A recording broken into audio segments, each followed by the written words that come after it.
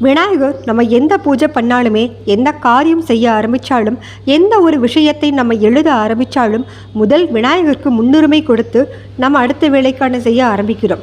அப்படியே விநாயகருக்கு மட்டும் முதல் மரியாதை கொடுக்கப்படுகிறது. அப்படிப்பட்ட விநாயகர் எப்படி உருவாக்கினார், யார் உருவாக்கினார், விநாயகர் பிரம்மச்சாரியா இல்லை சித்தி புத்தி அப்படின்னு இரட்டை சகோதரர்களை மனம் செய்தாராம் என இவற்றை பற்றி பார்ப்போமா? ஒரு தடவை சிவன் இல்லாத போது பார்வதி தன்னை காத்துக்கொள்ள களிமண்ணில் பிள்ளையார் சிலையை உருவாக்கித்து அதற்கு உயிர் கொடுக்கும் செய்தாராம். அப்படி உருவானவரே நம் மகா கணபதி.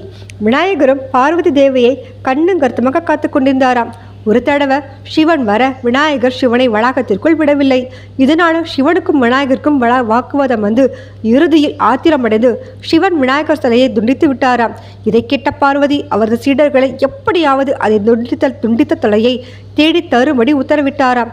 ஆனால் சீடர்களோ அங்கும் எங்கும் தேடி இறுதியில் குட்டி யானை தலை மட்டும்தான் உள்ளது என சீடர்கள் பார்வதி தேவியிடம் கொடுக்க அதை ஒட்டி உயிர் பித்து கொடுத்தாராம் என ஒரு ஆன்மீக கதை உண்டு. அதே போல தேவர்களும் அசுரனிடமிருந்து தன்னை காப்பாற்றிக் கொள்ள பார்வதி தேவியிடமும் சிவனிடமும் ஒரு அசுரர்களை அளிக்க ஒரு மகா தலைவன் உருவாக்கிக்கும்படி கேட்டுக்கொண்டாராம்.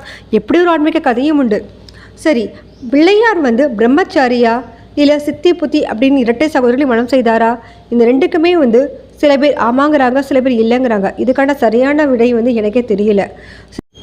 சிவன் விநாயகர் தான் முதல் கடவுளாக நம்ம மரியாதை கொடுக்கணும் அப்படின்னு ஒரு வரம் கொடுத்தாராம். அதனால தான் நம்ம எந்த பூஜை பண்ணாலுமே முதல் மரியாதை விநாயகருக்கு கொடுக்கப்படுகிறது. சரி, உங்களுக்கு இந்த மாதிரி ஆன்மீக வீடியோ வேணும்னா இந்த சேனலுக்கு சப்ஸ்கிரைப் பண்ணுங்கள். நன்றி, வணக்கம்.